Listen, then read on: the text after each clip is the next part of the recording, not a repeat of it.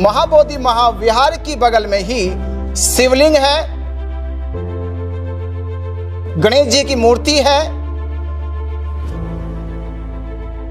पंडित पुरोहित वहां पे पिंडदान श्राद्ध का हर वर्ष कार्यक्रम रखते हैं कि इस बार की बुद्ध पूर्णिमा पूरा देश, पूरा बौद्ध समाज, पूरा भिक्खु संघ इस बार की बुद्ध पूर्णिमा बोध गया में मनाए। इस आंदोलन का पूरा एक ही उद्देश्य है कि महाबोधि महाविहार को, उसके नियंत्रण को, जो अभी तक अधिनियम बना के चलाया जा रहा था, वो अधिनियम पूरी तरह से निरस्त हो जाए।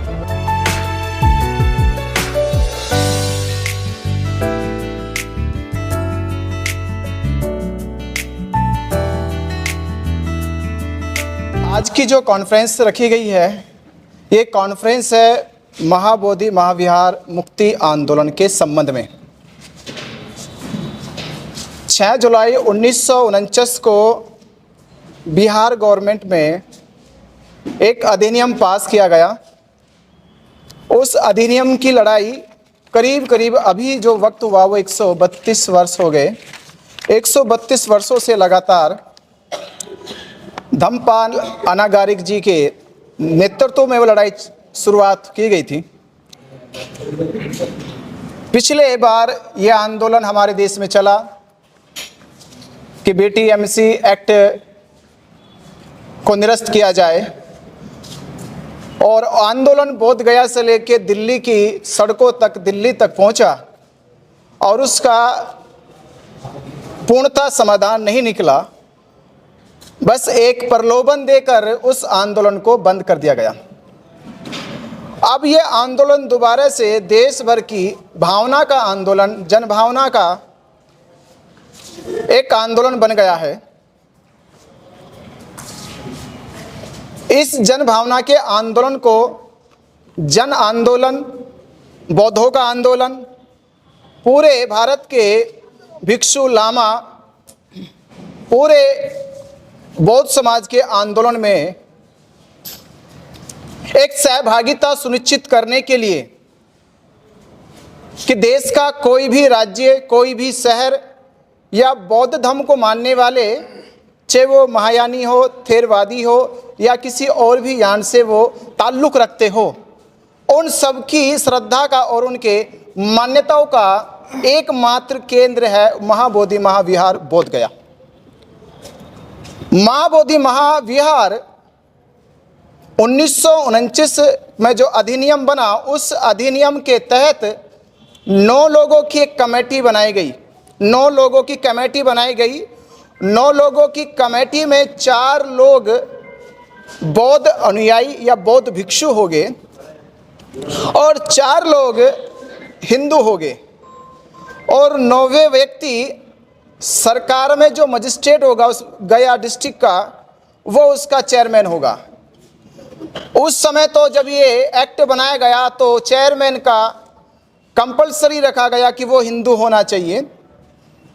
पिछले आंदोलन में ये अमेंडमेंट किया गया कि वो हिंदू होना जरूरी नहीं है, पर बात केवल अमेंडमेंट करने की नहीं थी। ये ना तो अनागारिक धम्मपाल के समय थी, ना ये बात जो पीछे आंदोलन चलाया हमारे पूरे भारत के भिक्खु संघ ने और उपासकों ने, ये बात तो भी अमेंडमेंट की नहीं थी। ये बात थी कि महाबोधि महाविहार बौद्धों को मिलना चाहिए। जिस प्रकार यरूशलेम में जो पूरी दुनिया के ईसाइयों का एकमात्र केंद्र है, मुसलमानों का मक्का मदीना में एकमात्र केंद्र है, वैसे ही दुनिया के बौद्धों का एकमात्र केंद्र जो है वो बोध गया है। बोध गया बौद्धों के पास नहीं है, तो इसका अर्थ यह हुआ कि बौद्धों की अपनी कोई ताकत नहीं है, कोई वजूद नहीं है।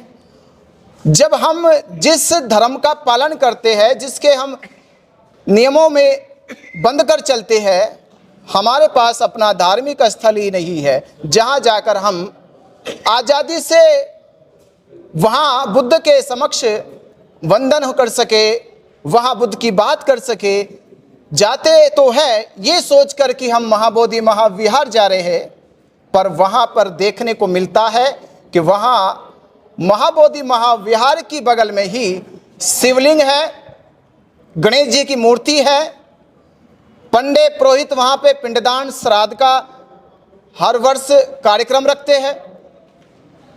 तो ये बड़ा हमें दुख होता है, जबकि ऐसा किसी भी, ना तो गुरुद्वारे पे ऐसा होता है, ना मस्जिदों में होता, ना चर्चों में होता, और हमारे बुद्ध विहार पे ये ऐसा होता है। तो हमने अब ये कॉन्फ्रेंस इसलिए बुलाई गई है कि ये आंदोलन जो शुरुआत हुआ है, स्टार्ट हुआ है, ये आगे चलकर पिछले आंदोलन की तरह रुक ना जाए, ये जन आंदोलन बने और इस आंदोलन में देश भर के भिक्षुओं का, लामाओं का, बौद्ध उपासकों का नेतृत्व इसमें सुनिश्चित होना चाहिए। जो लोग इस आंदोलन को अपने कंधों पे लेना चाहते हैं, रख कर चलना चाहते हैं, इसमें अपनी आहुति देना चाहते हैं, वो इस आंदोलन का हिस्सा बन जाए, जिसमें उनकी मांग यही प्रथम मांग रहेगी कि हमें बीटीएमसी एक्ट 1949 को पूर्ण रूप से निरस्त कर दिया जाए। कोई अमेंडमेंट नहीं, कोई सुधारी की गुंजाइश नहीं, कोई और प्रलोभन नहीं, बस एक ही बात है। इस आंदोलन का पूरा एक ही उद्देश्य है कि महाबोधि महाविहार को, उसके नियंत्रण को, जो अभी तक अधिनियम बना के चलाया जा रहा था, वो अधिनियम पूरी तरह से निरस्त हो जाए। निरस्त कैसे होगा? आंदोलन की पहली प्रक्रिया धरने से शुरू हुई है। पहला, हमने सरकार पे एक अपनी बात को पहुंचाने के लिए धरना प्रदर्शन, जिसको आज 23 दिन हो गए हैं, 23 दिन का धरना प्रदर्शन जो बोध गया में चल रहा है। 17 दिन वो धरना प्रदर्शन महाबोधि महाविहार के सामने जो एक बाउंड्री वॉल थी, उस बाउंड्री वॉल में चल रहा था। सरकार को जब लगने लगा कि ये आंदोलन अब रुकने वाला नहीं है, ये बढ़ता ही जा रहा है, इसका रूप और बढ़ता ही जा रहा, मजबूत होता जा रहा है, तो उन्होंने रात के 1 बजे बौद्ध भिक्षुओं को डराकर, धमकाकर, भ्रम फैलाकर कि आप लोग बीमार हैं, आपको इन्फेक्शन हो गया है, इस बहाने से उनको हॉस्पिटल ले जाया गया और हॉस्पिटल ले जाकर उन्हें वहाँ पूरा रात, पूरा दिन वहाँ पे रखा। अगले दिन, उस समय तक हम वहीं थे।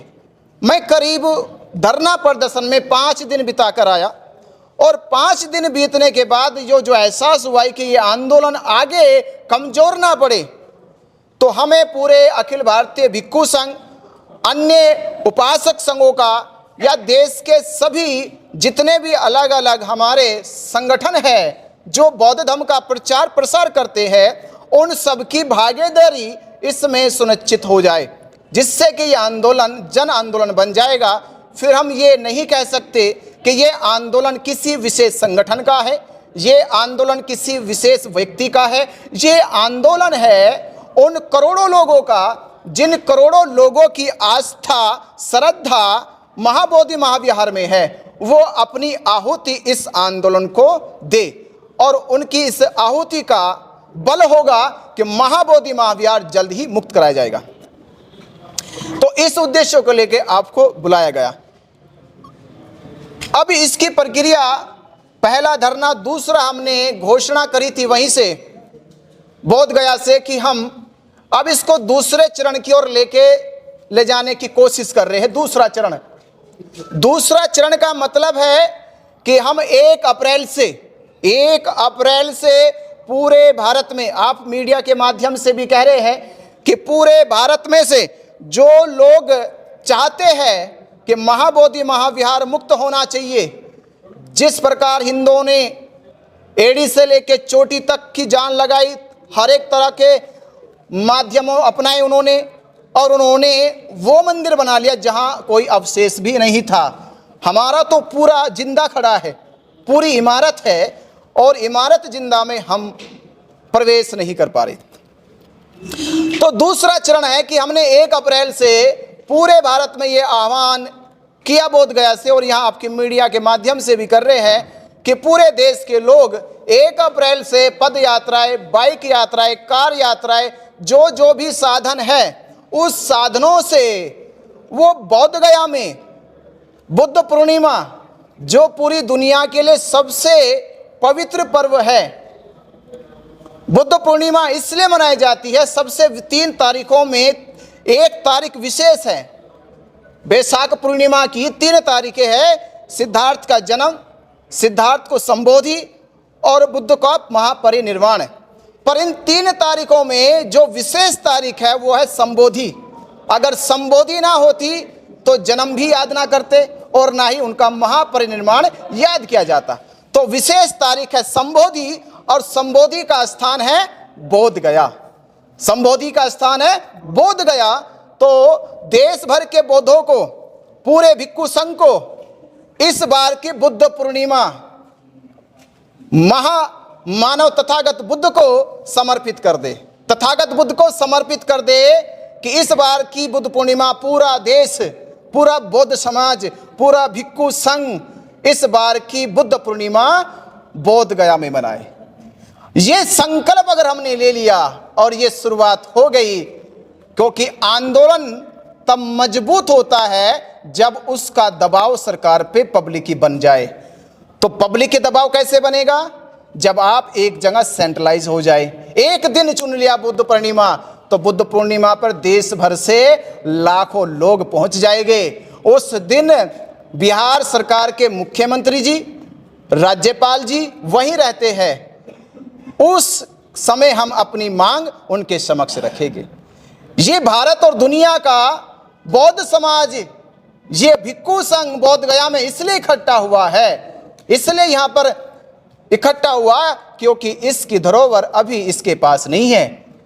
हिंदुओं के पास अपने मंदिर है, मुसलमानों के पास मस्जिद है, ईसाइयों के पास चर्च है, पर बौद्धों के पास अपना महाविहार नहीं है। ये बौद्धों के साथ अन्याय हो रहा है, और ये अन्याय अभी से नहीं, इसको तकरीबन अभी 75 साल अन्याय को हो गए। 75 साल से ये भारत का बौद्ध समाज अन्याय सहन करता आ रहा है। पर क्या हम इस भारत को किस तरह से कहें कि भारत में अब संविधान लागू होने के बाद भी क्या सरकारों ने सभी धार्मिक मान्यताओं में समानता का रवैया अपनाया? अगर ये समानता का रवैया अपनाया गया होता तो भारत के बौद्ध समाज के लोग यहाँ इकट्ठा नहीं होते। ये हमारी दूसरी प्रक्रिया। तीसरी प्रक्रिया में यही कि जब यात्रा चलेगी तो वो एक जन समूह में परिवर्तित हो जाएगी। यानी यात्राओं का असर होगा कि सरकारों में हर डिस्ट्रिक्ट में जब यात्राएं निकलेगी तो उनको ज्ञापन जाएगा। हर डीएम मजिस्ट्रेट ज्ञापन को राष्ट्रपति भवन भेजे, मुख्यमंत्री के दफ्तर भेजे, राज्यपाल के दफ्तर भेजे। तो दफ्तरों में जब आपके मांग के पेपर इकट्ठा हो जाएंगे और वो मांग कह रहे कि अगर या तो इन पेपरों की सुन के मान लीजिए, नहीं तो हम इकट्ठा होने जा रहे। तो ये मुहिम इस प्रकार चलाने के लिए हमें भारत भर के भिक्षुओं का साथ चाहिए, भारत भर के बौद्धों का साथ चाहिए, क्योंकि ये आंदोलन पूरे देश का आंदोलन है। इसमें कोई भी रजिस्टर्ड संगठन इस आंदोलन का नेतृत्व ना करे, बल्कि महाबोधि महाविहार को मुक्त कराने के लिए भारत भर के जितने भी लोग इस आंदोलन में आकर अपना आंदोलन के रूप में काम करना चाहते हैं, वो अपना प्रतिनिधित्व सुनिश्चित करें और वो टीम बनकर इस आंदोलन को मुक्ति की ओर लेके जाए। तो ये विषय हमने आपके बीच में रखा। इससे संबंधित कोई अब आपके सवाल हो तो पूछ सकते हैं। इस आंदोलन को भारत का कौन सा भिक्षु संघ नेतृत्व कर रहा है? मैंने उसी सवाल का उत्तर दिया है कि अभी नेतृत्व जो है वो पारदर्शी नहीं है। अभी बस जनभावना जुड़ी है, सोशल मीडिया के माध्यम से जनभावना जुड़ी है कि महाबोधि महाविहार मुक्त होना चाहिए, पर मुक्ति के लिए नेतृत्व क्लियर नहीं हुआ। अगर भारत सरकार निर्णय लेती है कि महाबोधि विहार को मुक्त कर दिया जाए तो किसको दिया जाए? इसके लिए क्या योजना बनाई? महाबोधि महाविहार जिस प्रकार अन्य धार्मिक संस्थाएं अपने धार्मिक स्थलों के आंदोलन चलाती आई, और जिन्होंने उन स्थलों को बचाने के लिए अपना जीवन उस आंदोलन को समर्पित कर दिया, वो आंदोलनकारी जो समाज के समर्थन से चुनकर आए हैं, क्योंकि आंदोलन एक दिन में जीता नहीं जाएगा। आंदोलन को जीतने के लिए महीनों भी लग सकते हैं, वर्षों भी लग सकते हैं। तो जो वर्षों तक टिका रहेगा, जो पूरा नेतृत्व टिका रहेगा, उस नेतृत्व के समक्ष वो बात सरकार रखेगी, क्योंकि नेतृत्व एक दिन में नहीं बना, उसे महीनों वर्षों लगे उस आंदोलन को चलाते चलाते। हिंदुओं ने भी अपनी आस्था बना लिया है गौतम बुद्ध को, तो उसका तो क्या किया जाएगा? अगर हिंदुओं ने बुद्ध को अपनी आस्था बना लिया है तो आस्था का अर्थ है जुड़ाव।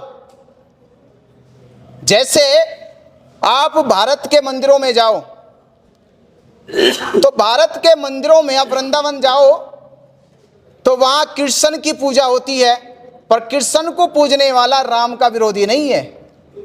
जहां राम का मंदिर है तो राम की पूजा करने वाला कृष्ण विरोधी नहीं है। वहां रामायण भी पढ़ी जाती है, वहां गीता भी पढ़ी जाती है, पर क्या दोनों जगह बुद्ध की शिक्षा पढ़ी जाती है? एक औपचारिक बोल लेना मात्र दर्शन नहीं है, भ्रम है। दर्शन होता अगर हिंदू ये कहते कि गीता रामायण के समक्ष भगवान बुद्ध का दर्शन भी हमारे पास बराबर है, तो हमें तो कोई हर्ज नहीं होता। तो विष्णु के अवतार बताते हैं ना, तो औपचारिक बताते, ये भ्रम है।